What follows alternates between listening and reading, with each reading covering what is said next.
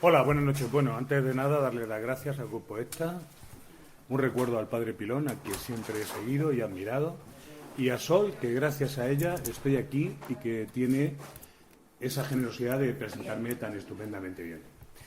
Yo me dedico a la investigación, al misterio, a todos los misterios, específicamente a los misterios criminales, pero yo no descarto nunca que hay que investigar todos los misterios. Es decir, en muchos crímenes me he encontrado misterios esotéricos, imposibles de describir o de descubrir. Y estos misterios de los que voy a hablar esta noche son los de los magnicidios en España. Durante un siglo y medio, en España el magnicidio, la muerte del presidente del gobierno o el intento de regicidio, el asesinato del rey, se convirtió en una manera de hacer política. Querían acabar con una sola persona y cambiar toda la política. Y lo consiguieron. No en todos los casos, como se verá, pero sí en unos muy importantes y cambiaron por completo la historia de España.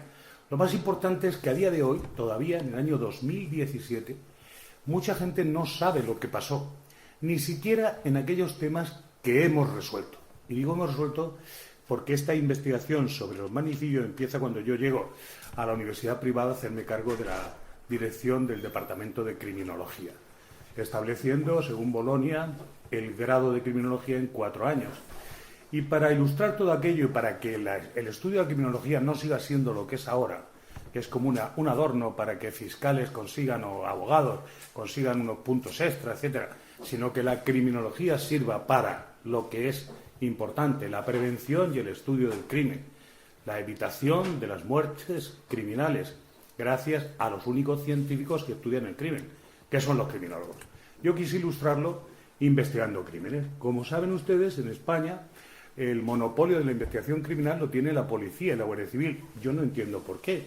Porque es exactamente como si ustedes solo pudieran ir a los médicos de la Seguridad Social para curarse una enfermedad. Afortunadamente, en eso podemos ir a la medicina privada.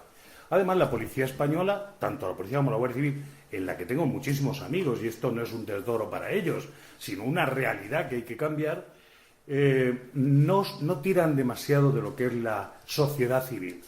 No traen forenses, criminólogos, estudiosos, investigadores. No existe ningún centro en España donde uno pueda estudiar investigación criminal.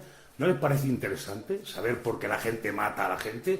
Y si es posible evitarlo, a mí me parece, yo he dedicado toda mi vida, más de 4 décadas de estudio e investigación sobre el mundo del crimen, ¿no? Podría decir que lo sé todo, ¿no? Porque realmente he llegado al fondo de muchos asuntos. Cuando llego a la dirección del Departamento de Criminología, decido que mis alumnos no se dediquen solo a la teórica, sino que vayan a los sitios. Como no podemos investigar los crímenes contemporáneos, aunque lo intentamos, porque cuando la historia se acabó porque murió el fundador de esa universidad privada y sus herederos no siguieron por ese camino, estábamos estudiando el sumario de Marta del Castillo para saber dónde estaba su cuerpo. Y ya teníamos algunos datos. Esto parece una cosa vana, dicha así de pasada, pero como habíamos empezado por el mayor misterio de todos los tiempos en la historia criminal española, que era el asesinato del general Prim, y lo habíamos resuelto, pues lo afrontamos con toda tranquilidad. Le aseguro que quienes estaban trabajando allí eran policías, periodistas, especializados en la investigación criminal, especializados en la investigación del espionaje, en fin, gente de muchísima calidad, ¿no? Porque realmente lo que pretendíamos era un legado en la Universidad Española que nada investiga, Pues yo cuando llegué a la universidad no investigaba nada. En concreto, el vicerrector de esa universidad, que era el vicerrector de investigación, en una presentación que hicimos en Reus de cuál era el proyecto nuestro para sacar la momia de Prim de sus ataúdes, lo enterraron en 3 ataúdes, dijo que a Prim lo habían matado en la calle del Moro. No, a Prim lo mataron en la calle del Turco. No es lo mismo, ¿verdad? Y un vicerrector, pues debería haber mirado en Wikipedia, aunque fuera, ¿no? Bueno, este es el nivel, Maribel. Entonces, ¿qué ocurrió con este asunto? Pues hacía muchísimo tiempo que Natalio Rivas, que es un historiador respetado en la historia de España, dijo que esto de Prim no se resolvería jamás. Yo lo he resuelto completamente.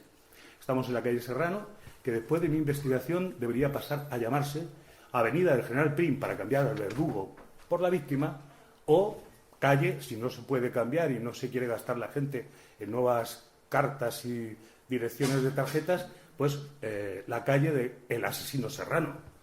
Porque por la forma en la que murió Prim, el general Serrano es el principal responsable del asesinato de Prim.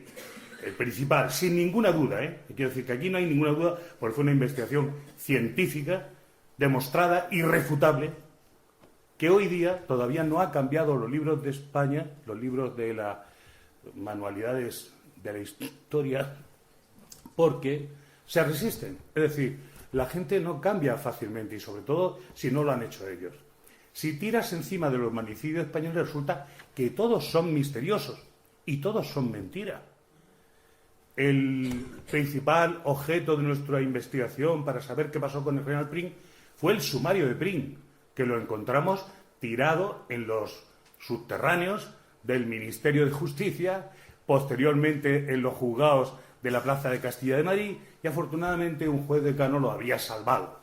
Hay una historia de amor y odio entre la justicia y el sumario de Prim, pero la verdad es que nadie lo había visitado, ni catedráticos de historia, ni de derecho, aunque ese sumario tiene todo para saber si una cosa está bien hecha o no, y tiene todo lo bueno, porque contiene la verdad. Nosotros encontramos la lista de los que dispararon en la calle del Turco. Encontramos lo que cobraban los asesinos de Prim. Encontramos cuáles eran los dispositivos para que no pudiera escapar. En fin, la base de nuestra investigación, que posteriormente hizo que reconstruyéramos por completo la escena del crimen, con lo que tenían en el Museo del Ejército, entre otras la berlina en la que viajaba Prim y la ropa que llevaba puesta. Pudimos pasar todos los elementos del maletín de CSI y reconstruir lo que había ocurrido. No solo eso, sino ya finalmente fuimos a Reus, donde habían trasladado la tumba del general Prim cuando se cumplieron 100 años de su enterramiento en Madrid, que como saben fue enterrado en Atocha, en el Panteón de Hombres Ilustres, y estaba allí olvidado, estropeado, se había estropeado por completo lo que era el gran mausoleo, y como había dicho antes, el general Prim fue enterrado en 3 ataúdes.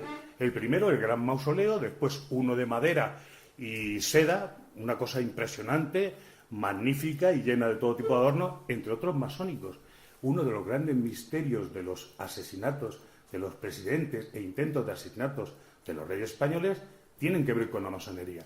No con la masonería como una escuela de filosofía que habla del bien, del mal, de los hermanos, la fraternidad. No, no. Yo la masonería, la que he encontrado aquí sin buscarla, porque me doy de pies a boca con ella en el tanatorio de Reus, es con la masonería que se reunían las alcantarillas del Estado para asesinar a los presidentes y hacerse con el poder. Es la de verdad. Es decir, hubo una guerra de masones, Prim era masón, el hermano Washington, Sagasta, que era el ministro de Gobernación, era masón, el hermano Paz, y Sagasta, que había sido nombrado solo horas antes del asesinato de Prim, nunca quiso hablar del asesinato de Prim, pero con Sagasta empieza una tradición de que todos los ministros de Gobernación, hasta don Carlos Arias Navarro, que era ministro en el momento en el que matan a Carrero Blanco, son ascendidos inmediatamente. Algunos, como Carlos Arias Navarro, a ser presidentes en lugar del presidente al que no habían sabido proteger. ¿Ustedes se lo explican? ¿Ocurriría eso en otro país? Yo creo que no. Pues bien, cuando nos encontramos allí, dice la directora del tanatorio, es que este señor era masón, y ahí es nuestro choque con la masonería. Lo digo para que se vea que no perseguíamos a la masonería, ni al contubernio judeo-masónico, y a mí me da igual los masones, los musulmanes, yo solo persigo criminales. En los manicidios españoles hay también una constante, que es que todos temen la muerte, es decir, todos tienen un presentimiento de la muerte. Saben que van a morir. El primero Prim. Y curiosamente la historia cuenta como que les daba igual. Como ustedes comprenderán, eso es mentira. Y todo lo que se cuenta del general Prim y la muerte de Prim, y desde que sale del Congreso hasta que es disparado en la calle del Turco, ojo, he dicho disparado, no asesinado, porque Prim fue asesinado en su cama doliente, donde estaba resentido de los balazos que había recibido en la calle del Turco. Prim tenía un dispositivo de 3 lugares distintos por los que podía ir a su casa esa noche. Por cualquiera de esos lugares había un dispositivo exactamente igual, con asesinos con trabucos y con 2 coches que harían el sándwich para matarlo. No podía ir por ninguno de esos lugares a su casa sin ser asesinado. El ministro de Gobernación era Sagasta, y no había un policía en todo el territorio, en toda la zona de peligro. Prin estaba amenazado. Esa misma mañana le habían dicho que, bueno, que incluso le habían dado a uno de sus amigos, a Ricardo Muñiz, la lista con los asesinos, que es la lista que está en el sumario, como le he dicho, que iban a disparar en la calle del Turco. Es decir, que más claro agua, ¿no? Ni el gobernador civil que tenía entonces, Ignacio Rojo Arias, esa lista, ni nadie actuó para que el general Prin no fuera asesinado. No había un solo guardia. Bueno, no solo eso, sino que el policía al que le correspondía la vigilancia en la calle del Turco, aquella noche informó sin novedad, después de haber ocurrido el atentado. Es decir, todo lo que se ha contado del general Prin es mentira. Todo, totalmente. Se dice que habló durante mucho tiempo después de los tiros. Miren, los tiros que le dieron a Prin en la calle del Turco con los trabucos, casi a bocajarro, fueron de tal magnitud que no volvió a ponerse de pie, no pudo hablar, ni firmar, ni volver a tener relación con nadie. O sea que todo lo que se ha contado de que dijo y habló con Menganito, con Fulanito, es mentira. ¿Y por qué lo digo? Porque sacamos a Prin de su encierro de más de 100 años, 100 y pico años, en una bala, por decirlo de alguna manera, totalmente de plomo, cerrada y soldada alrededor. Lo tuvimos que hacer con unas cizallas y con una sierra de rueda, ¿no?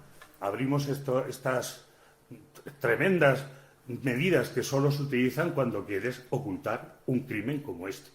Le voy a poner un vídeo que tiene imágenes, no podemos escucharlo, pero yo le voy a hablar mientras tanto. Creo que no va el vídeo, ¿eh? Creo que no va.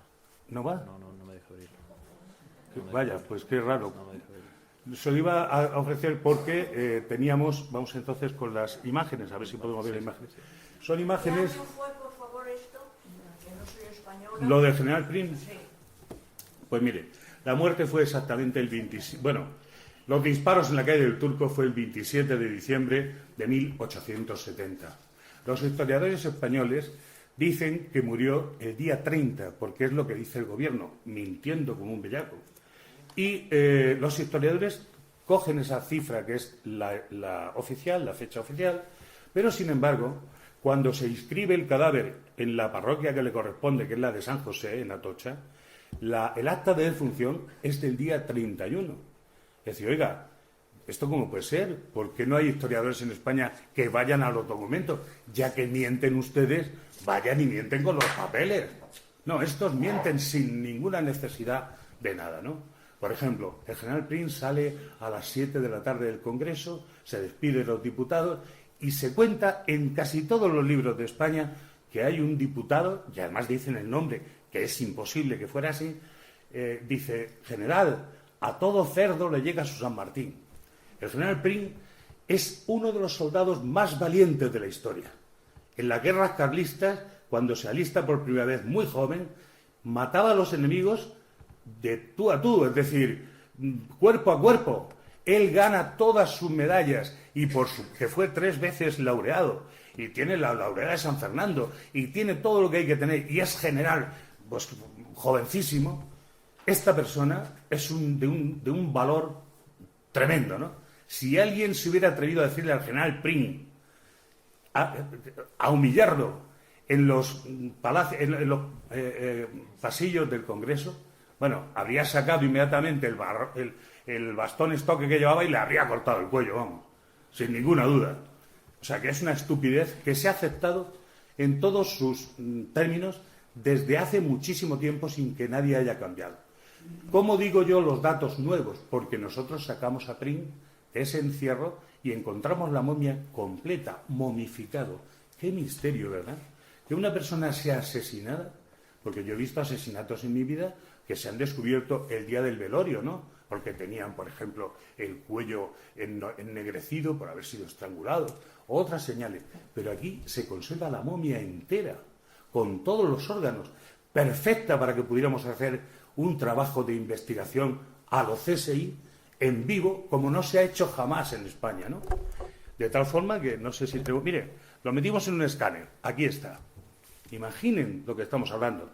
Todavía la gente me pregunta, ¿y cómo conseguisteis sacar al general Prin de su tumba? Pues hombre, intentándolo. Ese es el escáner. Sigue, por favor, porque hay más.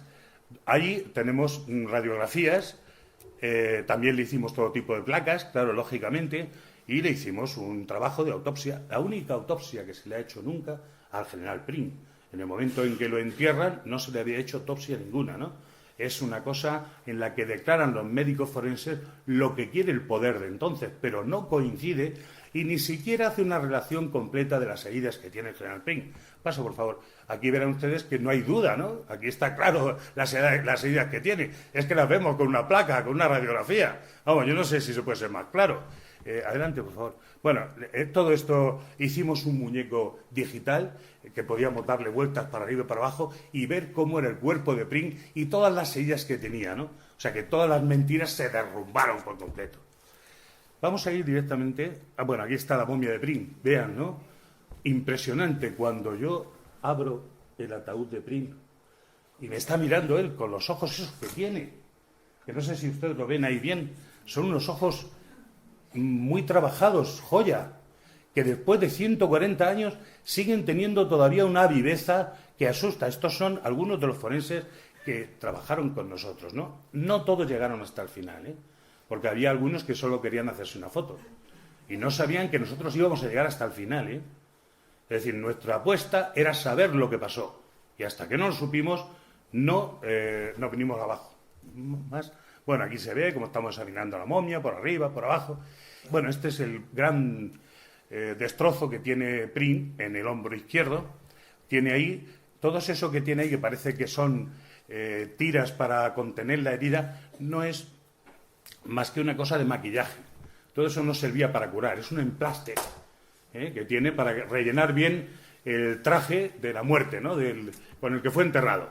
Pero nadie intentó salvar a Prim en absoluto, porque lo que hubo era que le dispararon a la calle del Turco, escapó vivo, aunque en muy malas condiciones, y entonces apareció el general Serrano, Francisco Serrano y Domínguez, que da nombre a esta calle en la que estamos, ¿no?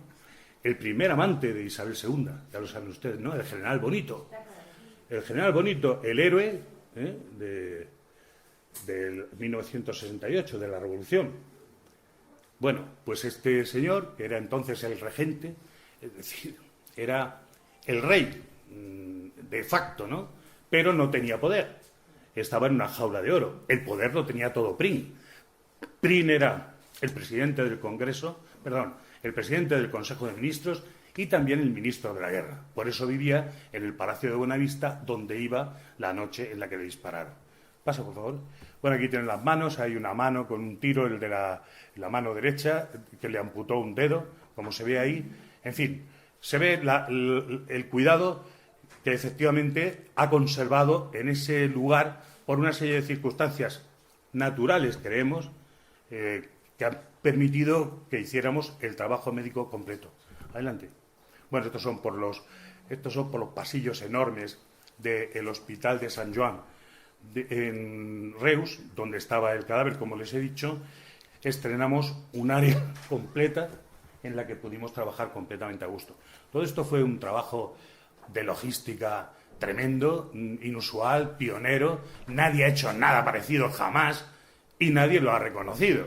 De hecho, ya digo que no han cambiado los libros de historia. Nadie sabe por qué. Yo le escribí a la presidenta de la Academia de la Historia de Madrid, que todavía no me ha contestado, dispuesto a entregarle nuestros libros y contarle lo que habíamos hecho.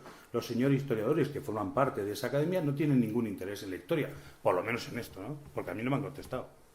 Fotos ya están ahí, Sí. son las que hay. ¿Cómo Bueno. llegó de Madrid a Reus? ¿En avión? ¿En tren? Yo en tren, porque ya estaba el AVE. Ah, el muerto. Pues en furgón funerario, porque se le salvó. De hecho, hay una fotografía que no la he traído hoy. Hay una fotografía en el momento en el que se les entierra aquí en Madrid, en la Basílica de Atocha, y se ve, en primer lugar, a un periodista catalán muy famoso, y se le ve con los ojos esos que tiene la momia, que está mirando. Los periodistas, como ustedes saben, siempre dan la noticia que es que un hombre muerda a un perro y no que un perro muerda a un hombre, ¿no? El periodista catalán escribe que Prim estaba muy bien peinado para haber pasado 140 años en el ataúd, ¿no? Pero no dice nada de los ojos, que es lo más llamativo. Pues ya digo, abren el ataúd y te está mirando Prim, y además con una cara de convicción absolutamente misteriosa, ¿no? Con toda clase de ritos masónicos. De hecho, en nuestra investigación, en ese vídeo que no podemos abrir, hay unas imágenes exclusivas en las que recatamos 3 frascos, uno debajo de cada axila y uno entre las piernas de Prim, que contenían una materia que dijo uno de los catedráticos de historia y de forensia que intervino en esta historia, que era materia humana, orgánica. No sabemos qué contiene porque se lo quedó el Ayuntamiento de Reus y no nos quiso decir cuáles eran los resultados de esa investigación. Lo dijo vagamente, pero no nos dio refrendo del tema, ¿no? ¿Por qué? Es muy sencillo. Nosotros llegamos a la conclusión de que Prim no había muerto de los disparos de la calle del Turco, sino que había sido estrangulado. Vamos a ver unas fotos que la van a ver ustedes, todos ustedes, porque las imágenes son tremendas, en su cama, debido a que no se moría de los disparos y no pudieron esperar los asesinos. Querían quitarlo, además le tenían un miedo cerval. Si se hubiera Prim podido haberse levantado de esa cama, todos habrían sido fusilados. Prim delantera, sí, sí. Vean ustedes cómo se ven las marcas de Prim en el cuello. Están muy bien, bueno, no sé si lo aprecian, pero son unas marcas, unos pliegues que revelan, incluso fijándose en algunas de las fotos que hicimos, más de 3.000 fotos, se ve claramente que fue estrangulado con una correa. E incluso está marcada la hebilla de la correa. Es decir, es lo que se llama una muerte a lazo, ¿no? Es decir, además, al darle la vuelta a la momia, que algunos de los forenses que han visto antes ni siquiera lo hicieron, pero otros sí, se vio que tenía una puñalada en la espalda. Una puñalada en la espalda. Entonces, quienes han intentado decirnos toda esta historia apasionante se cuenta en Prim, la momia profanada, porque a la momia la destruyeron para que nadie más pueda repetir nuestra investigación. Le pusieron dientes, le pusieron carillas en los dientes. La momia ahora sonríe antes de meterla de nuevo en la tumba, ¿no? Y le patinaron en la cabeza porque la doctora, que aparecía ahí donde habrán visto que había 3 hombres y una mujer, la doctora dijo, no metáis esta momia cubierta de plástico porque le van a salir hongos. Se ven aquí que hay hongos. Se les llenó de hongos. Bueno, en todas estas fotografías se ve con detalle las marcas de lo que les digo, ¿no? Por delante y por detrás, que continúan, porque efectivamente le dieron por detrás y lo estrangularon a lazo, ¿no? Entonces, esta muerte, clarísimamente certificada por la forensía, sin ninguna duda, nos permite deducir que cuando el regente Francisco Serrano y Domínguez, el de la calle Serrano, se presenta en el Palacio de Bonavista y dice, se hace cargo de todo, de lo doméstico y de lo nacional. Yo soy ahora aquí el que manda, y efectivamente asumió todos los poderes, se le mata delante de él, o por orden suya, sin ninguna duda, porque él era el que tenía que haber velado por el general. Y mienten en la hora de la muerte, en el día de la muerte y en la manera en la que mataron. Entonces, claro, el sumario es medio destruido. Cuando llegamos habían quitado una gran cantidad de folios para que no se pudieran leer, pero es un sumario autocopiativo y había una parte que no pudieron borrar. Y ahí fuimos recuperando, es un sumario escrito a mano y tuvimos que aprender a leer esa letra a mano de ese siglo para poder leer con cierta fluidez. Lo conseguimos, hicimos un extracto y sacamos todo lo importante e interesante. Aquí ya vamos a pasar a otra cosa. El general Prim es la primera investigación de los magnicidios que demuestra que se abrió una horquilla en el momento de matarle, que era una organización, y sacamos a colación lo que podría llamarse la ley Prim, es decir, que todo magnicidio surge del núcleo duro del poder. Es más, la forma de organizar la muerte de Prim, lo posterior, la desinformación, el individuo que disparó, quiénes eran los criminales y ocultar la realidad, bueno, la cosa acabó en que el sumario se cerró en falso, se volvió a abrir, se volvió a cerrar e indultaron incluso a los confesos, a los asesinos confesos. O sea, fue un desastre de tamaño natural, ¿no? Que nunca se ha vuelto a investigar y no se enseña en ningún sitio, ni en las academias, ni en las escuelas, ni en las universidades. La historia de España, hoy día, según mi conocimiento, mi leal saber y entender, es una historia de hadas. Nadie cuenta realmente, ni va a buscar los documentos, ni a hacer historia buscando realmente cómo sucedieron los hechos. Ninguno de los asesinos de Prim, ninguno fue capturado, ninguno fue castigado y todos se marcharon de España con clarísimos indicios de quiénes eran los autores. Uno de los que resultó siempre señalado por una línea seria de historiadores es el duque de Montpensier, el padre de María de las Mercedes, ya saben, ¿no?, de Alfonso XII. ¿Dónde vas, Alfonso XII? ¿Dónde vas, triste de ti? Pues con la historia de que Alfonso XII decide casarse con María de las Mercedes, ya se cierra definitivamente el sumario, porque no se va a acabar imputando por la muerte de Prim al duque de Montpensier, que va a ser nada menos que el suegro del rey. Se acabó. Borbón y cuenta nueva.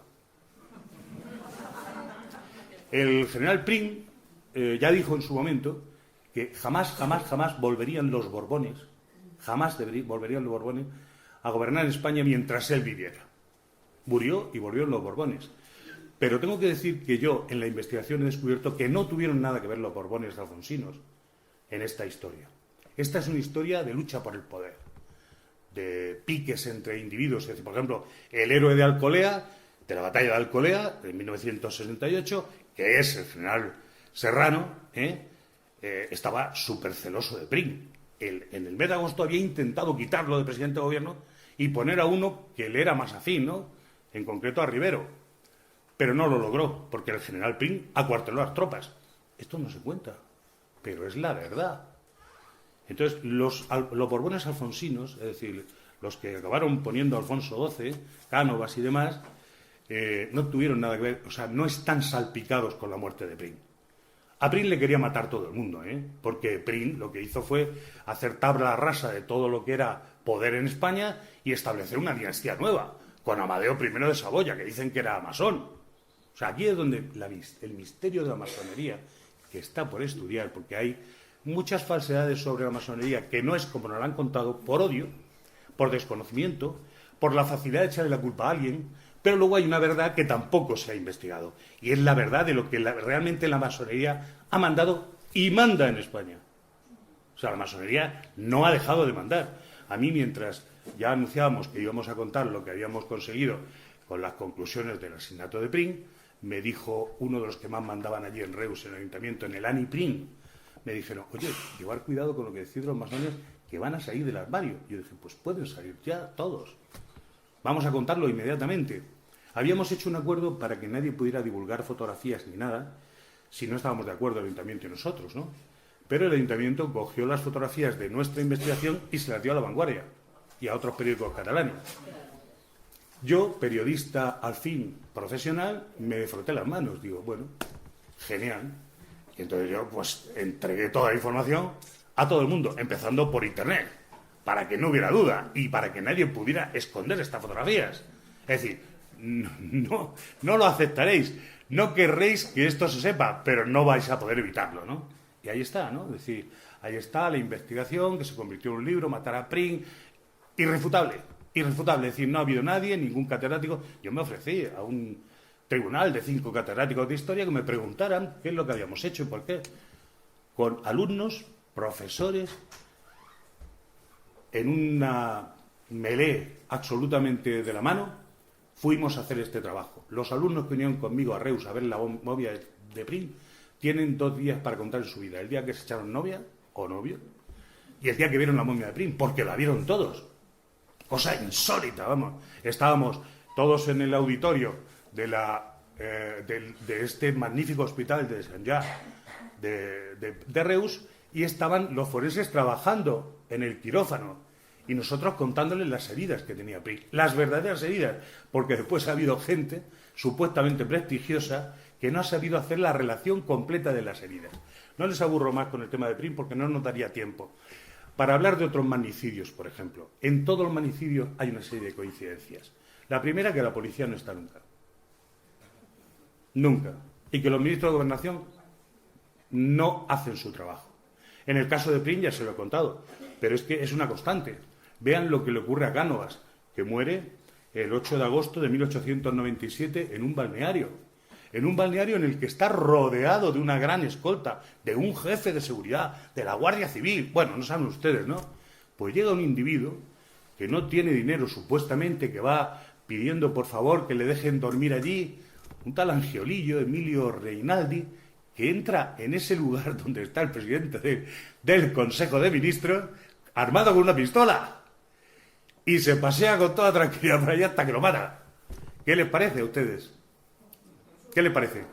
Nadie pagó por el tema y además al ministro le ascendieron, al ministro de Gobernación. Luego está Canalejas, en la Puerta del Sol. En España se conservan tan mal las cosas de la historia, se desprecia tanto la historia, el conocimiento, el mérito, se desprecia de tal manera que han hecho que desapareciera la librería de San Martín, frente a la cual asesinaron a José Canalejas, que hoy día van ustedes a la universidad y la mayoría de los alumnos no sabe quién es. Una cosa impresionante, olvidar quién es. ¿Saben ustedes qué hacía Canalejas? Pues gracias a Canalejas, los ricos dejaron de tener en España el privilegio de pagar para que sus hijos no fueran a morir a la guerra de África. Y tuvieron que ir todo el mundo. Si había guerra, que fueran todos los españoles. El primero, el hijo de Canalejas. Ese es Canalejas. En el año de Canalejas fue cuando se adoptaron las uvas, para tomar las uvas los fines del 31 de diciembre. Canalejas hizo la ley del candado. Pregunten por ahí a ver si sabe alguien qué es la ley del candado. De risa. Canalejas iba andando desde su casa, que vivía en la calle Huertas. Si ustedes son de Madrid, sabrán que cerca está de la Puerta del Sol, ¿verdad? Hasta la Puerta del Sol. Iban 3 tíos fortotes de su escolta detrás de él. Se les perdió. Como era un hombre de 50 y tantos años, iba andando, se perdió. Los policías no llegaron a tiempo. ¿Qué le parece a ustedes eso? Se quedó solo. Y estaba mirando un libro allí en la librería San Martín, que era una preciosidad y que el ayuntamiento ha dejado perder, porque en España no se tiene, y en Madrid, ningún respeto por la historia, se lo vuelvo a repetir.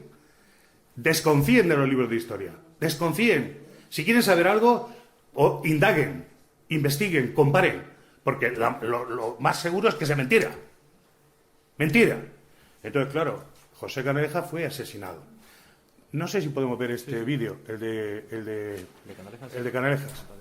El de Canalejas está en YouTube, ustedes lo pueden ver, y se cuentan tan mal los crímenes en España y los crímenes históricos que Canalejas le mataron por la oreja izquierda, le dispararon por debajo del lóbulo de la oreja izquierda y salió por el lado derecho. Verán ustedes esta reconstrucción que se hace, un documental de 1912, Asesinato y entierro de don José Canalejas, en el que verán cómo Pepe Isbert, ¿se acuerdan ustedes aquel de Chencho, Chencho? Aparece haciendo de asesino de Canalejas. Y verán cómo le dispara por el lado derecho. ¿No se ve? Adelante, adelante. Verán ustedes, le dispara por el lado derecho. Luego verán cómo se levanta del suelo, porque esto se hace tan mal que siguen grabando. Verá, aquí está. Este es supuestamente Canalejas. Era un tal Arcos, que era un actor de la época, muy conocido. Está delante, efectivamente, de la librería San Martín, en la Puerta del Sol, semiesquina a Carretas. Y ahora viene Pepe Isbert haciendo de asesino. Y le dispara por el lado derecho. A ver, ¿por qué? ¿Por qué le dispara por el derecho? Joder, si dice la autopsia que le disparó por el izquierdo. ¿Por qué lo hace? ¿Y con qué intención? Ahora se cae aquí el asesino. Y verán ustedes cómo se levanta. Porque como no hay ningún respeto por lo que se hace, da lo mismo, lo han visto levantarse, ¿no? Esto es igual, es igual. Luego se dice que este individuo dispara. Bueno, primero los libros de historia dicen que se llama Manuel Pardiñas. Mi investigación ha descubierto que se llama Manuel Pardina y que Pardiñas no existe en el pueblo del Grado, que es donde nació. Ahora verán al hijo de la librería San Martín, verán señalando los disparos que se produjeron en el escaparate. Sumando los disparos que se hizo, el disparo que le dio a Canalejas y el de ahí, más el disparo que dicen que le dio a uno de los policías que intentó detenerle, etcétera. Vean, ahí está el agujero del escaparate, que era tal y como, ¿no? Y este es real, son imágenes de la época, porque está mezclado. La reconstrucción que han visto ustedes, que es ficción, pero esta es la verdad. Y a pesar de todo eso, contándolo, tiene más balas de las que puede disparar una pistola. Que esta es la pistola. Esta es una Browning de 7,65 de 1900. Es una pistola mítica en aquella época. Bueno, estas son las épocas de Canalejas, puedes dejarlo. El tema es, lo que quería decirles es que Canalejas le dejan que muera solo, le abandonan, y la historia cuenta que es que el asesino estaba allí para matar al rey, pero que llegó antes Canalejas y mató a Canalejas. Pero claro, la historia está llena de documentos, y algunos documentos señalan que había intentado ir a el estudio de Benlliure, de Mariano Benlliure, que estaba haciendo un busto de la mujer de Canalejas, segunda mujer de Canalejas, y que le habían visto allí al asesino, a Manuel Pardina. O sea, que no iba a esperar allí al rey a ver si iba a hacerse también un busto. Es mentira, vino a matar a... Y no solo eso, sino que en este misterio que yo les cuento hoy, aquella noche Canalejas no pudo dormir. Se quejaba, durmió muy poco, su mujer lo cuenta en las memorias, tiene un relato extraordinario, y decía, ay señor, señor, pero estaba auténticamente aterrado, tuvo un presentimiento de muerte, sin ninguna duda. Esa mañana fue a ver al rey, y al entrar en el Alcázar había un ventarrón, y dijo, vamos a tener hoy un mal día. Desde luego para él fue tremendo, ¿no? Estuvo lleno de presentimientos. Se dijo que Pardina se suicidó. Y es mentira. Es mentira. Pardina, Manuel Pardina, hay una fotografía de él que es muy curioso, porque en la Universidad Complutense, que tiene fallos tremendos, pero vamos, este es uno de los que más, había unos señores que eran forenses, supuestamente, y estudiosos de antropología forense, que escriben, por orden de su maestro, una historia sobre cómo había muerto Canalejas, ¿no? Y les queda también que la publican. Y para publicarla ponen una foto, y ponen la foto de Manuel Pardina, con 2 tiros en la cabeza. ¿Quién se dispara 2 tiros para matarse? Porque los tiros son uno aquí, en la sien derecha, y otro aquí. Si se pegó este, no se pegó este, o al revés. Pero ¿y eso cómo es posible? ¿Cómo puede ocurrir que a todo el mundo le parezca bien?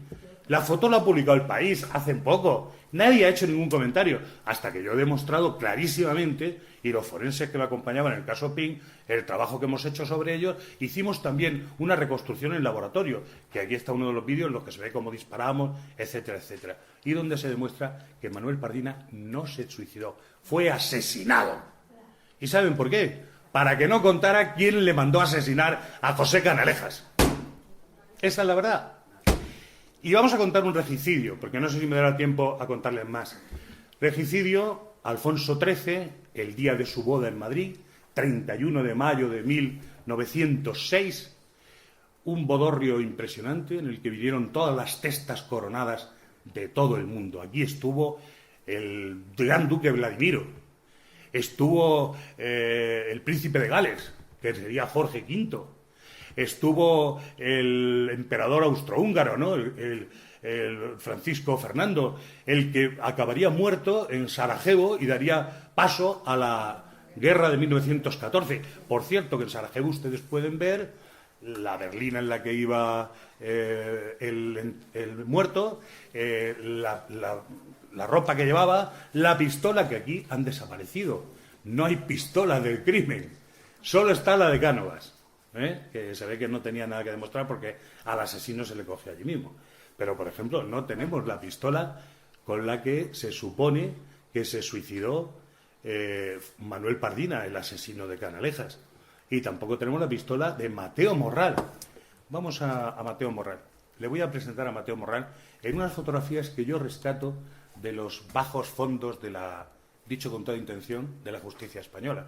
Porque durante durante 100 años nadie las ha publicado ni las ha visto. Hoy pueden encontrarlas en Internet, en todos sitios, porque ya me he encargado yo de ello. Pero ya verán, a ver, Mateo Morral, ¿nos pone que pone fotos de Mateo Morral? Mateo Morral. Este es Mateo Morral, en esas fotografías, en el lugar donde se exhibió, del cual se dice que también se suicidó. El Mateo Morral se suicidó con una pistola igual que esta. Igual que les decía, una Browning, que solo puede ser este modelo, la 765, porque es la de 1900. Esta pistola, para el tiro de Mateo Morral, lo tiene en el lado derecho, aquí, por encima de la tetilla derecha, aquí. ¿Saben cómo una persona diestra se puede suicidar pegándose un tiro así? ¿Quieren intentarlo? A ver si es posible. No es posible. Entonces cabe la posibilidad de que fuera zurdo, pero se tendría que suicidar así. No consta que fuera zurdo, en absoluto. Sí parece que era zurdo el asesino de Canalejas, por eso quizá le dispara por el lado izquierdo, debajo del lóbulo de la oreja izquierda, aunque la película nos cuenta, y todo el mundo la ve en internet, y dice, joder, el asesinato de Canalejas. No tiene nada que ver con el asesinato de Canalejas, es una película de 1912 que miente sobre el asesinato de Canalejas. Ni ocurrió así, ni a Canalejas lo mataron de esa forma, ni el criminal murió de esa manera. Tiene ahí sangre alrededor, etcétera y tal, y nosotros descubrimos unas fotografías que están en internet, que pueden verlas, de Mateo Morral cuando quieran, en las que hicimos un trabajo de balística. El disparo que tiene en el medio del pecho, en el lado derecho, es de 1,5 centímetros de redondez, ¿no? Entonces, la bala de la pistola del 7,65 es esta balita. Esta es la bala del 7,65, que, como diría Typical, no puede llenar el hueco del 1,5 centímetros. Es imposible, ¿verdad? Como llenar el vaso de agua, ¿no? Pues es imposible. Pues eso. Disparando, vimos que tampoco podía ser la de 9 milímetros, que es una pistola Browning que se hizo después, de 9 milímetros. Pero esa tampoco llena, efectivamente, el agujero del 1,5 centímetros.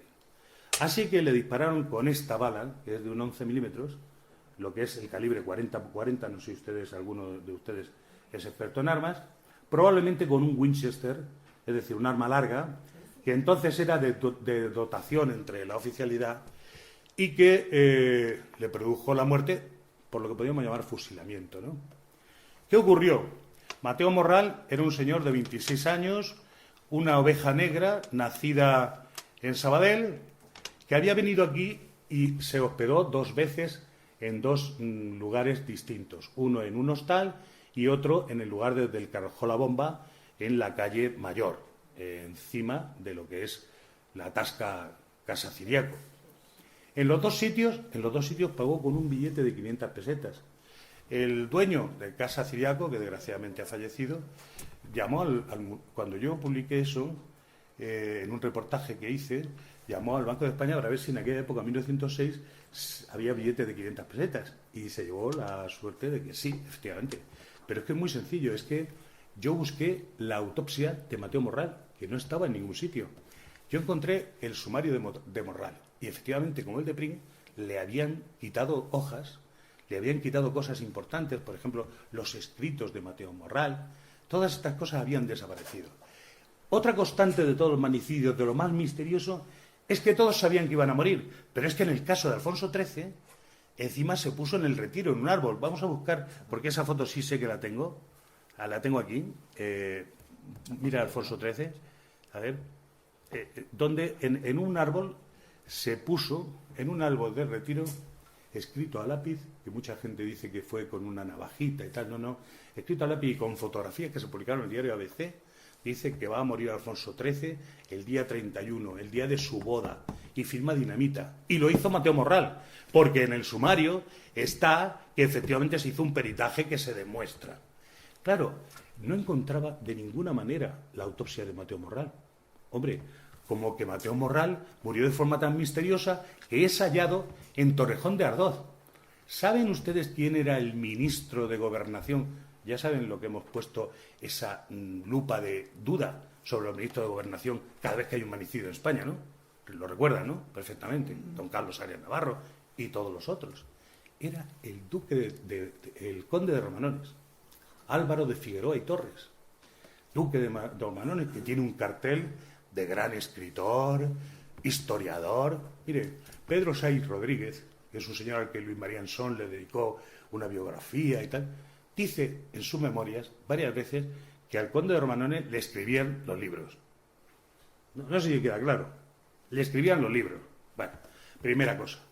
Que era muy rico, inmensamente rico. En Luces de Bohemia de Valle Inclán se dice, eres un Romanones. Porque era como los Rothschild. Pero ¿y por qué era tan rico el conde de Romanones? Era hijo del marqués de Villamejor. Pero el marqués de Villamejor tenía otros 6 hijos. 4 naturales y 2 que tuvo que reconocer porque el Tribunal Supremo le obligó, porque eran naturales. Y tuvo que hacer 6 partes, ¿o no? ¿Cómo el conde de Romanones se hizo tan rico? El gobernador de Barcelona, Osorio, dice en sus memorias que el conde de Romanones tenía intereses en África y que por eso se empezó la Semana Trágica, que ustedes recordarán. Es decir, que hubo un intento de meter en la milicia a gente que estaba, bueno, a la espera, pero que, claro, no les apetecía nada ir a África, con hijos, etcétera, reservistas, a los que de pronto pues alistó y se los quiso llevar allí. Y dice que eran por los negocios de Romanones. Está ahí, nadie ha dicho que no, ni que sí, ni nadie ha investigado, y no sabemos de qué era tan rico Romanones. Pero lo que sí sabemos es una cosa. ¿Saben dónde estaba el conde de Romanones el día que Morral tira la bomba? La única bomba de la historia envuelta en un ramo de flores de novia, de rosas pálidas. ¿Saben dónde estaba? Estaba en su casa durmiendo la siesta. El señor Romanones, ministro de la Gobernación. ¿Y saben dónde aparece el cadáver de Mateo Morral con ese tiro dudoso? En la finca del ministro de Gobernación, el conde de Romanones. En Torrejón de Ardoz, dicen algunos, pero es mentira, porque es San Fernando de Henares. Vamos a ver si hay una foto aquí donde verán ustedes al conde de Romanones con Alfonso XIII en la puerta de esa finca que yo les estoy diciendo, donde aparece el cadáver de Mateo Morral. Y cuando aparece allí, que lo llevan a Torrejón, le hacen un examen y lo encuentran con unos calzoncillos de rayadillo. Cuando le hacen el mismo examen aquí, los médicos de Madrid lo encuentran con unos calzoncillos como los colores del Barça. ¿A quién le ha cambiado los calzoncillos? ¿Al muerto? No, una de Alfonso XIII, una que hay de Alfonso XIII. A ver, busca, a ver si la encontramos. ¿Qué les parece? Además, sufre el síndrome de las heridas menguantes. A medida que se acerca el cadáver a Madrid, tiene menos heridas. O sea, el médico de Torrejón de Ardoz describe una serie, un cuadro de heridas, las manos heridas, probablemente intentando que no lo mataran. Claro. Y lo que la historia nos cuenta es que se suicida, que se pega ese tiro aquí de una manera inexplicable. Hay unos testigos que son los dueños de un chiringuito que hay allí al borde de la escalera, de la carretera, en la que la dueña y el marido dicen que vieron cómo este hombre salía con un guarda de la finca de Romanones. Bueno, para ser justo, no era exactamente del conde de Romanones, era de su hermano, el pequeño, al que hizo duque de Tobar. Él, pero vamos, era de la familia Romanones. Y cuando Romanones escribe sus memorias, primero, describe mal el disparo que tiene Mateo Morral. Dice que lo tiene por debajo de la tetilla izquierda, que es un agujero pequeño, ya les he dicho, un agujero de 1,5 centímetros, de pequeño no tiene nada. Y entonces, o no vio el cadáver, o miente como un bellaco. Porque está clarísimo, ¿no? Es decir, él dice que va a ver el cadáver y cuenta que el tiro lo tiene en el lado contrario al que lo tiene. Es mentira. ¿Y esto cómo no lo han contado los historiadores? ¿Qué historiadores tenemos en España?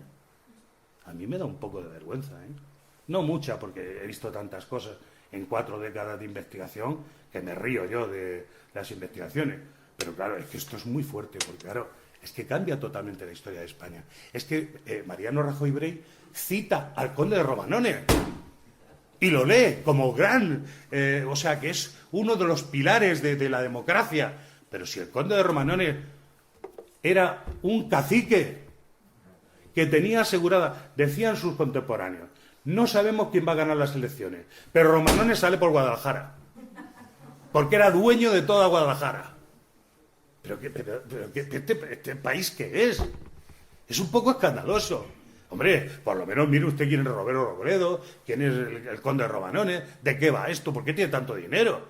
Porque una gente que tiene tanto dinero tiene que haber una explicación. Si el conde de Romanones se dedicó toda su vida a trabajar en la política le fue rentable, o hacía otras cosas que no eran políticas. Porque la política, dicen los políticos de ahora, que no da tanto dinero, ¿o sí? Entonces, ¿en qué quedamos? Si su vocación, dice él en su memoria, era la política y él quería ser... Bueno, reconoce en sus memorias que tuvo que dimitir porque el día de la boda de Alfonso XIII no fue capaz de mantener el orden ni preservar la seguridad de todas las cabezas coronadas, las testas coronadas de todo el mundo que estaban aquí. Es decir, el fracaso fue tan morrocotudo que jamás debió ocupar ningún otro puesto político. Vamos, yo lo veo así, ustedes me dicen lo que piensan y lo discutimos. Llegó a ser presidente del gobierno, ¿eh? ¿Saben ustedes quién relevó a Canalejas en la presidencia del Consejo de Ministros? El conde de Hermanones. ¿Tendrá esto que ver algo, coño? Sagasta es amigo de Prim, pero a Prim lo matan en las narices de Sagasta y Sagasta no hace nada. Oiga, yo como investigador me mosquearía. ¿Ustedes qué? Ignacio Rojo Arias era el gobernador, lo había nombrado Prim, pero no había un guardia que vigilara a Prim. Y encima se inventan una historia que además la inventa un masón que se llama Roque Barcia, que es un señor que además se dedicaba a la lingüística y al estudio epistemológico, y era una cabeza, pero estuvo en la cárcel por el asesinato de Prim. Este tal Roque Barcia cuenta una historia que se la inventa de donde han copiado todos los catedráticos de historia que han hablado alguna vez. Esta es la famosísima foto que publicó el ABC del momento en el que tira la bomba Mateo Morral, que la hizo un nieto de, ahora lo diré, de un escritor famoso y cronista de la villa. Ahora lo diré. Por esta foto le pagaron 300 pesetas de la época, porque hacía el ABC un concurso, 25 pesetas a que uno ha conseguido una foto. Y esta fue la mejor foto, y dicen que el fotoperiodismo aquí se cubrió de gloria, que fue la primera de ellas, ¿no? Efectivamente la foto es estupenda. Hay otros que dicen que está un poco retocada. Pero es un documento del momento, están justo en la puerta de Ciriaco y se ve claramente los caballos empenachados, blancos, la enorme carroza maravillosa en la que viajaban Victoria Eugenia de Battenberg y Alfonso XIII con 20 años, un hombre con un valor también, pues parecido al de Prim, porque estalla la bomba y él, fíjense, Mateo Morral había intervenido en un intento de asesinato de Alfonso XIII un año antes en París, justo el 30 de mayo. Aquí ya estamos en el 31 de mayo, pero allí también fue de madrugada, fue prácticamente el 31 de mayo. La bomba la había fabricado también Mateo Morral y nadie le había seguido. En el sumario, que es una cosa, un detalle que no quiero que se me olvide contárselo, en el sumario no aparece, como decía, la autopsia. Pero yo soy persistente, soy como un rottweiler, yo no suelto. Muerto y no suelto. Yo fui a la Escuela de Medicina de Califorense, a todo lo que tiene que ver con la historia en España, en Madrid, etcétera, pidiendo que me dejaran la autopsia de Mateo Morral. Y no aparece en ningún sitio. Pero he aquí que en mi investigación encuentro que no solo la autopsia, sino que toda la causa, desde que empieza hasta que termina, está publicada por el Congreso de los Diputados, cosa que ignoran la mayoría de los abogados de nuestro país, la mayoría de los catedráticos de Derecho. Yo tengo los 5 volúmenes en mi casa. Y ahí viene la autopsia completa, innegable, de cómo se puede contradecir. El informe sobre la pistola, que es ridículo, completamente ridículo. ¿Saben lo que hace un teniente de la Guardia Civil para que no se vaya a pegar un tiro nadie con la pistola con la que supuestamente se había suicidado Mateo Morral? Dispara con ella hasta acabar con todas las balas. Cuando, vale, y aquí lo pueden ver, aprietan aquí y sale el cargador. ¿Por qué hizo eso este Guardia Civil? Muy sospechoso. ¿No sería para que se viera que la pistola había sido disparada? A pesar de que ya les he demostrado que disparaba estos balines. Con esa pistola no se mató a Mateo Morral, se disparó con un arma que podría haber sido también un revólver, pero que cargaba esta otra bala. Fíjense la diferencia, ¿no? Es muy grande. Bueno, espero que hayan visto cómo se hace una investigación. Solo decirles que a Dato le mataron nada menos que en la Puerta de Alcalá. también como si no existiera la policía en España. Unos tíos que venían de Barcelona, se compraron una moto con Sidecar y le dispararon, pero con toda tranquilidad. Bueno, ensayaron varias veces sin que nadie se diera cuenta, aunque Dato estaba amenazado de muerte. Bueno, le dispararon. Y Carrero Blanco, ¿qué le voy a contar? Porque es el único magnicidio al que yo pude asistir prácticamente en directo. Estuve minutos después de que estallara la bomba allí, porque estaba en Madrid ejerciendo ya de periodista. Miren, donde ocurre el atentado contra Carrero Blanco está tan cerca de la embajada de los Estados Unidos de América que si ustedes intentan colgar un cuadro en su casa, en su salón de estar, se presentan los marines americanos armados con los fusiles. Cuando más, unos etarras piojosos que jamás han cometido un atentado de esas características, nunca. Han dicho que intentaron matar al rey, pero es mentira, no se lo crean, es falso, es falso. Van a hacer durante un mes y pico esa obra de ingeniería. Estos analfabetos no habrán tenido la oportunidad de hablar con ningún etarra, ¿no? Pues, de verdad, son incapaces. ¿Qué ocurre? Pues que hay más que indicios. Bueno, el sumario, siguiendo la tradición, de Carrero se perdió. Se perdió, como todas estas cosas, ¿no?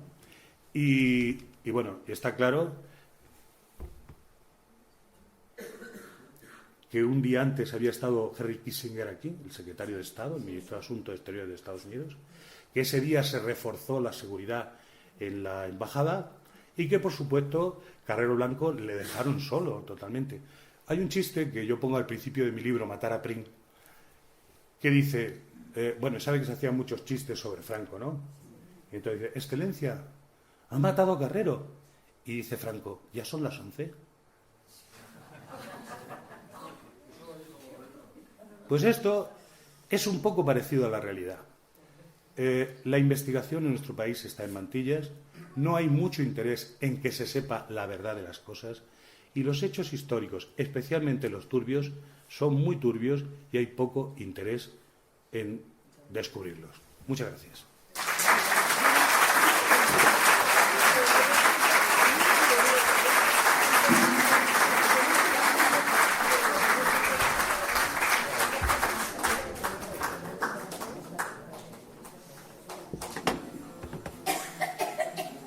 ¿Alguna pregunta?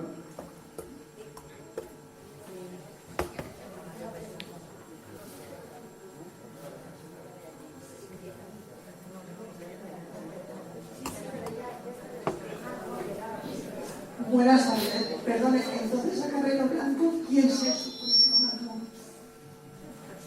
Buena pregunta. Se suponen muchas cosas, ¿no? Como ustedes comprenderán, investigar 5 magnicidios hasta resolverlos en su totalidad y detener a los autores está fuera de mis posibilidades. Yo lo que he hecho ha sido investigar a fondo 2 magnicidios consumados, que son el de Canalejas y el de Prim, y uno frustrado, que es el intento de regicidio de Alfonso XIII el día de su boda. En los demás he echado una mirada por encima, he hecho una investigación que continuaré si Dios me da salud y si no se quedará ahí para otro que venga. Lo de Carrero Blanco, como viene muy cerca, ha habido montones de libros, ¿no?, que se han contado cosas en las que interesaba que Carrero Blanco pues no siguiera el franquismo después de Franco, todo ese tipo de cosas. Lo que yo ya les digo es mi convicción de que los que asesinaron a Franco no eran los que se dijeron. En todo caso, pudo participar alguno de estos como meros individuos sicarios, mediante pago. Porque una cosa que no les he contado antes, pero se lo cuento ahora, es que Mateo Morral y Manuel Pardina, eran individuos que mediante pago hicieron esto, ¿no? Es decir, sin ninguna duda. Es decir, estos tíos no eran en absoluto unos héroes de la libertad, ni el anarquismo es lo que nos han contado, ni nada de nada. No tiene nada que ver. El anarquismo viene en ese momento de pistoleros en Barcelona que se ofrecían por tres de pipas. Y este individuo vino aquí, bueno, de hecho, intentó primero que una señora a la que encontró al lado de una fuente llevara un ramo de flores, el ramo de flores famoso, con la bomba que él había preparado y construido. Bueno, él la había montado, por decirlo de alguna manera, la llevara al interior de la iglesia de San Jerónimo, los Jerónimos, el día de la boda y dejársela allí al rey como una ofrenda para que matara a todas las testas coronadas que estaban allí. Esto le fracasó porque la señora dijo, usted es un anarquista y tal, y, no sé, y bueno, intentó el ejército detener al señor que hizo este ofrecimiento y no lo lograron. Cosa que con la pista que hay, es que, claro, es que da la risa, ¿no? Porque tú te encuentras tal cantidad de pistas para haber impedido que se hubiera producido esto, que produce asombro. Y que después de haber ocurrido lo que ocurrió, los personajes políticos continúen. Por ejemplo, el presidente en ese momento era Segismundo Moret, el de el Paseo Moret, de Moncloa. Segismundo Moret. Este individuo, pues, siguió después y llegó a presidente del gobierno de nuevo, porque no hay ningún problema en España. Es decir, en España, si fallas, te premian más. Entonces, ¿quién mató a Carrero Blanco? Pues alguien que quería que el régimen se acabara. El chiste que yo le he contado de Franco va en esa línea. En la línea de que se acababa el franquismo y que había que terminar con él. Y eso es lo que falta, determinar nombres y apellidos y quién mandó que se le matara. Lo de menos es si fue un etarra el que enchufó los cables o tal. Pero vamos, yo lo que sí le digo en mi convicción absoluta de que el etarra no hizo la mina para poner la bomba. Ni siquiera explotó el tipo de explosivo que dicen que explotó. ¿Más preguntas?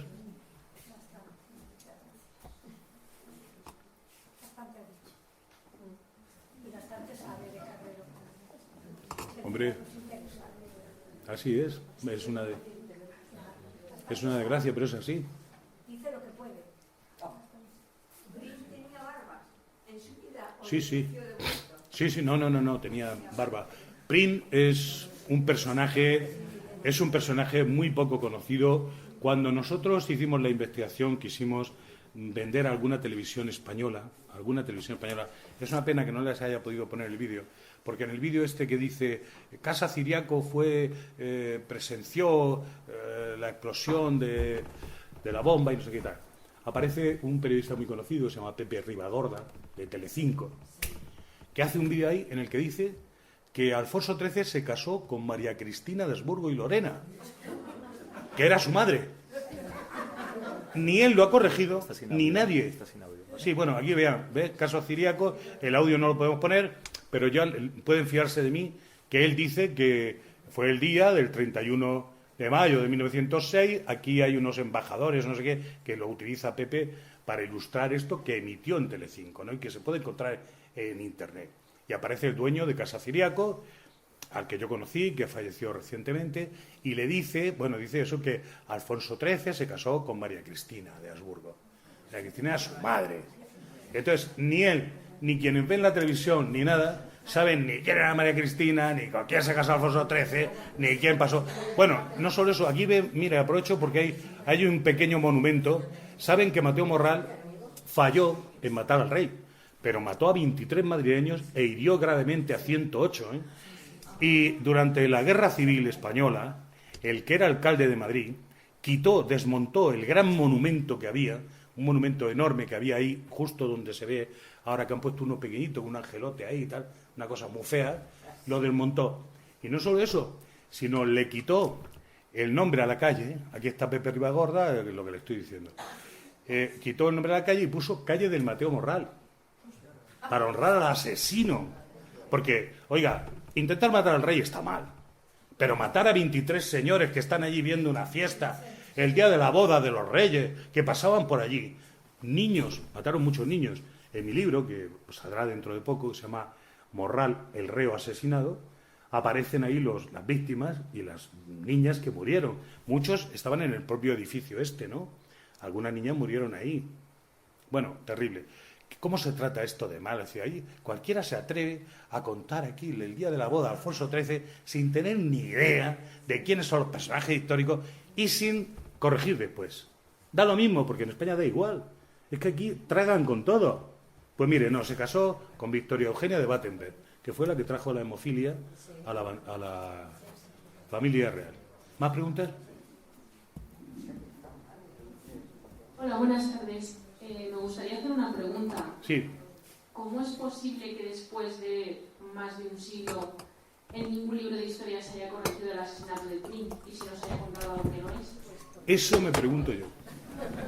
Mire, hace menos de una semana llamaba yo a una amiga, querida periodista, que en una radio puntera que no voy a citar por delicadeza, ¿no? Contó todas las falsedades del asesinato de Prim. Dijo que Prim salió del Congreso de los Diputados y encendieron una cerilla y entonces había un método de comunicación entre los asesinos que según iba pasando por las esquinas, otro encendía una cerilla. Era un día que nevaba muchísimo, muchísimo, una de las grandes nevadas de Madrid. No, bueno, eso es mentira. Y en el sumario se dice cómo de verdad se avisaron los asesinos unos a otros, que fue mediante silbidos. Lo dice el sumario, o sea que, oiga, no hacía falta nada más que mirar el sumario. Pero aquí nadie ha escrito sobre Prim mirando el sumario, solo nosotros, que somos unos pringados. Y nos creímos eso que nos enseñaban, de que el periodismo es ver y contarlo. Pero los demás no, los demás copian a otros que han escrito de lo mismo, pero sin comprobar en absoluto ni los datos, ni las cifras, ni las fechas, ni nada de nada, y mucho menos abrir una investigación. Pero si, hombre, si a Prim lo mataron en la calle del Moro. En la calle del Moro. Bueno, cuando dijo aquello en el Ayuntamiento de Reus, que estaba a reventar, a mí me entró una cosa, dije, ¿pero cómo puedo estar yo en esta universidad? Con lo bien que estaba yo en el periodismo, pero ¿cómo me he venido yo? ¿Cómo he sentido la tentación de enseñarle a estos lo que yo sé de esto y lo que he aprendido a lo largo de mi experiencia, si no tienen respeto por nada? ¿Cómo en la calle del Moro, hombre? ¿Y cómo siguió siendo vicerrector de investigación este pájaro?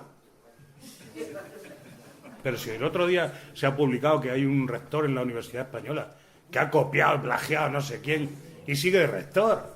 Si es que esto... Mire, cuidado con esto, que no nos pase nada, porque la investigación criminal es una cosa muy seria, que sobre todo hay que tener la capacidad de imaginar lo que pasó. Se lo digo por mi experiencia, porque yo le digo...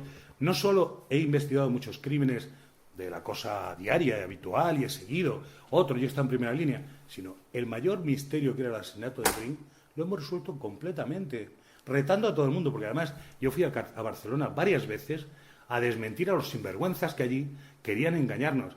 Decían, por ejemplo, que Prim sí, que era un tío estupendo, pero que había bombardeado Barcelona en 1851. Pero si en 1851 Prim estaba en Gerona... Pero oiga, un catedrático, el hijo de Martín de Riquer, este tío que sabía tanto del Quijote, pero su hijo, que estará allí por enchufe, no tiene ni idea de Prim ni de nada, porque decía que en 1851 bombardeó Barcelona cuando estaba persiguiendo a Meyer, que era uno de sus compañeros en la guerra carlista. Vean que me sé la historia de Prim, pero no porque me interese. A mí de Prim solo me interesa su asesinato. Lo que pasa es que para averiguar el asesinato tienes que saberte la historia de la víctima. Si no, es imposible. Es que el periodismo son los detalles. Si tenía 18 años, tenía 18 años. No tenía 22, ni 23. El periodismo son los detalles, eso es lo que aprendí yo en una facultad donde ahora ya no se enseña nada, porque vean ustedes que de periodismo estamos ayunos. Entonces, claro, ese es el tema. ¿Y quién fue? ¿Y por qué no han cambiado? Porque no sienten el menor. La señora presidenta de la Academia de la Historia, que es una institución supuestamente respetable, no en mi opinión, porque yo he escrito un artículo que pueden encontrar en Internet, en Libertad Digital, que pide que se ponga en la sede de la Academia de Historia, que está en el centro de Madrid, que se ponga un bingo.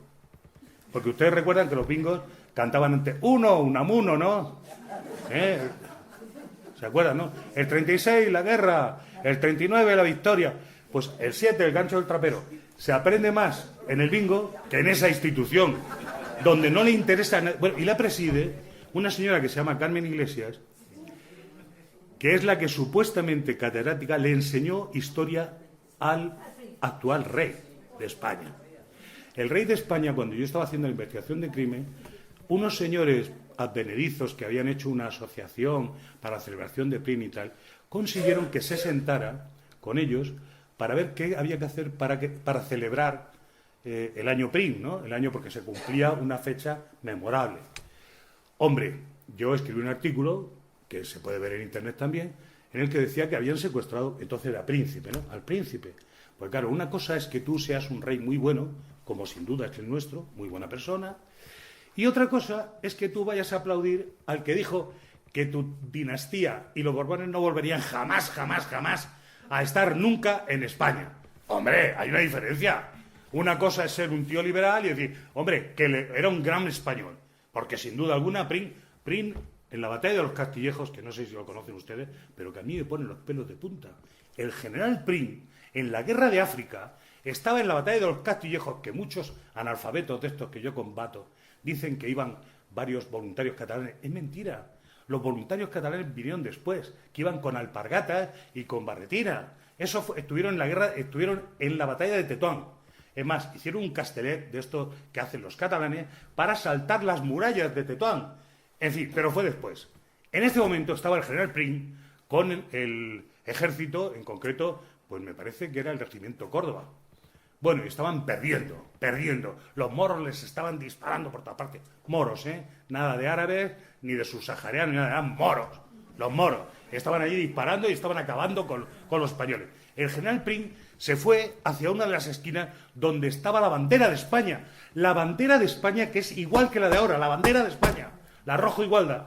La cogió del suelo y dijo, soldados, ¿vais a dejar que vuestro general muera solo? Y sin mirar si le seguían, se fue contra los moros. Todos los soldados que estaban perdiendo, desmoralizados, a punto de huir, se fueron detrás de Prim y ganaron la batalla de los Castillejos, por lo cual fue Marqués de los Castillejos. ¿Lo sabe esto alguien? ¿Se ha contado en ese momento memorable? ¿Hace falta que la gente se enorgullezca de España y de sus españoles?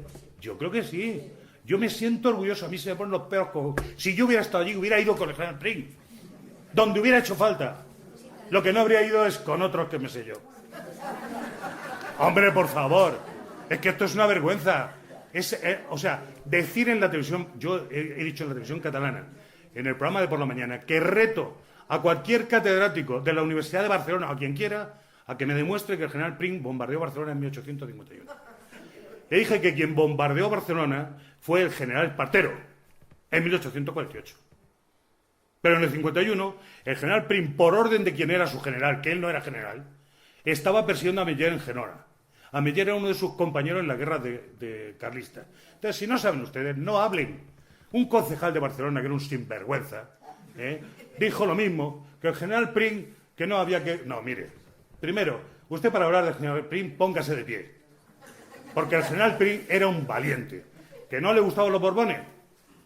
¿Qué le vamos a hacer? Yo no tengo la culpa, ahí está en la historia, ¿sabe? Estas cosas ocurren. Dijo que jamás, jamás, jamás los Borbones volverían a España. Entonces, yo creo que el rey, entonces príncipe, tiene que haber dicho, hombre, sí, que se celebre a este gran español, como yo diría ahora mismo, como yo diría a algunos españoles que admiro, aunque no pienso igual que ellos. Pero otra cosa es ir allí a ver cómo conmemoramos a un individuo que está en contra de tu dinastía. Eso tiene un nombre muy feo. Eso es una cosa que está mal aconsejado, y es lo que yo le venía a decir en el artículo. Pues mire, la señora esta fue la que le enseñó, la señora de esta iglesia, la presidenta de la Academia de Historia, que dedíquese a otras cosas en vez de la historia, vayan a otra academia, a la de la lengua mismo, aunque sea también otra cosa que habría que ver. Pero no vayan a la historia, que no van a aprender nada, y van a salir escandalizados. Y no sé qué le enseñó al rey, porque luego de esto de Prim ni idea. Ni idea. Pero vamos, yo le he dicho, majestad, hombre, sí, vaya usted y diga que al general Prim que le hagan todos los honores. Los leones del Congreso, los diputados, están hechos con las piezas de cañones que el general Prim trajo de Barras y de otras batallas. Es decir, el general Prim es un personaje... El general Prim, gracias a él, México es hoy día una república, porque los franceses, Napoleón III, quería establecer allí un imperio, al emperador Maximiliano. Y fue el general Prim, es el único español que tiene una estatua en México. El general Prim, del que les iba a contar antes, queríamos hacer un documental para alguna televisión española, pero los directores de contenidos de las televisiones no saben quién es el general Prim. No saben. Oiga, ustedes dirán, usted ha venido aquí a sorprendernos, ¿no, don Francisco? No. Yo soy doctor por la Universidad Complutense, doctor cum laude. Ahí está. Y mi tesis está ahí, y se puede ver, y en fin, estas cosas transparentes. Yo les digo que estoy asombrado. Asombrado de que donde metes el dedo, tocas pus. ¿Más preguntas?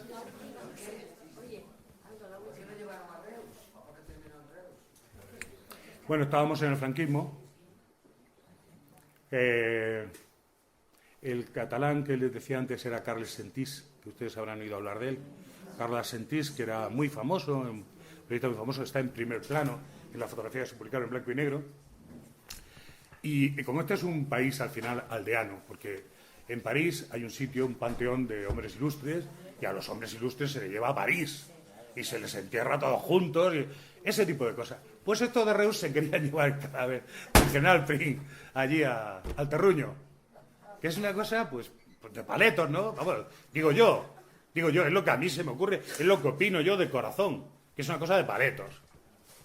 Y consiguieron, a través de las amistades que tenían en aquel franquismo y tal, pues efectivamente llevarse al cadáver del general Prim allí, que se les estropeó porque lo pusieron de mala manera.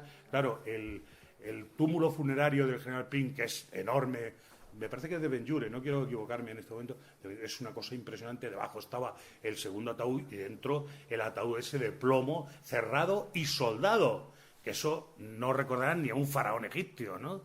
A nadie lo entierran así, salvo que se quiera ocultar un crimen. Que para eso estaba yo allí, para abrirlo. No, oiga, a veces me despierto por la noche diciendo, es acojonante que yo consiguiera abrir porque es que yo tengo fotografías que hice con mi propio teléfono móvil. Cuando están las máquinas abriendo aquello con, bueno, el plomo, no vea usted lo que se arma, la cantidad de virutas, abriendo con aquellas sierras circulares el ataúd de Prim, es que es impresionante, es una cosa impresionante. Y no puedo entender todavía que eso no haya sido reconocido. Es que no lo puedo entender, no me entra dentro de la cabeza. Bueno, pues efectivamente estaba allí, lo sometimos a todo tipo de test, etcétera, y el general Prim es un personaje de una altura impresionante. ¿Cómo se ha podido perder su rastro? Su lección histórica de cómo luchó por España, de qué manera. Miren, un detalle que yo descubro allí. Él escribía a su madre todos los días una carta. Y las cartas no están publicadas. ¿Saben por qué? Porque escribía en castellano. A mí el fantasma este de Lani Prim que quería asustarme, me decía, oye, tengo una carta yo del general Prim escrita y que desmiente que pudo morir tal día porque la escribió ese día. Tráeme la carta que la vamos a peritar. Todavía estoy esperándola. Estoy esperando. El general Prim no podía escribir porque le dieron un tiro en el hombro por el cual podía entrar el puño este. Un tiro de un trabuco que tiene varios impactos. Tiene 6 impactos. De hecho, hay 2 que dicen algunos que no saben, que iban juntos y le hicieron un agujero. Entra el puño entero. Imagínense, en aquel momento no se podían hacer transfusiones de sangre porque se desconocían los grupos sanguíneos. Con lo cual, solo si hubiera habido allí un cirujano de toreros, hubiera permitido salvar la vida a Prim, si es que eso era posible. Pero bueno, el brazo izquierdo le quedó no solo inutilizado por este disparo, sino además tiene un tiro en el codo. O sea, esta mano no podía hacer la pinza, no podía escribir con la mano izquierda. Y la mano derecha tiene un tiro en el centro, porque seguramente puso la mano así para que no le disparara. Él iba desarmado, confiando en Sagasta, en Ignacio Rojo Arias y los que había nombrado él, porque claro, luego la historia cuenta que a él le daba igual, que él decía que tenía la piel de serpiente y que resbalaban los tiros. Todo esto es literatura, no tiene nada que ver con la realidad. El general Prim había estado en multitud de batallas, sabía perfectamente que le podían matar y no quería que lo mataran. Lo mataron porque hubo una conspiración y luego ocultaron lo que ocurrió. Que es un paralelo exactamente, creo que os lo he dicho ya, ¿no? Que el asesinato de John Fitzgerald Kennedy probablemente se estudió en la muerte de Prim, tanto en sus comienzos, en su realización y posteriormente, lo que más, en cómo se ha disfrazado la historia después, ¿no? Ya saben que en el caso de Kennedy tiraron el féretro en el que iba para que no se pudieran averiguar los disparos que recibió en la cabeza, en fin, todo ese tipo de cosas, ¿no? Que ya saben ustedes, pero probablemente, igual que pasó con lo de la hija de Larra, Baldomera Larra, que fue la que inventó la estafa Madoff y la esquema Ponzi y todo esto. Esta señora era banquera del pueblo, la pillaron aquí haciendo efectivamente la estafa piramidal, que es la que la inventa. Baldomera Larra, la hija de Larra, el periodista, para que vean que nosotros también hacemos cosas y algunos periodistas, amigos nuestros, llegan a reyes o a reinas, como ustedes saben. Muchas gracias.